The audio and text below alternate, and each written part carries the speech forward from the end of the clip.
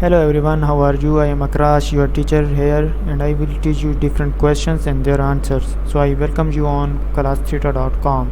So our today's question is: how should student prepare to use chemical in the lab? Select one or more, sort the lab chemical in alphabetical order for quick access. Become familiar with the chemical to be used, including exposure or spill hazards. Check label and discard chemical that are not 100% pure.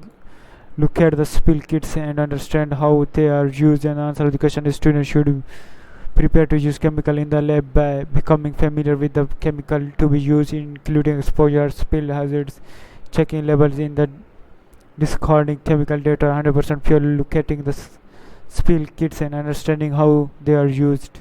Thank you for watching the video. If you have any question related to this video, please post a comment below. If you have any question in your mind, you can also post on the website and I will be answering you in the next video. Thank you for engaging with us. Until next video, bye bye.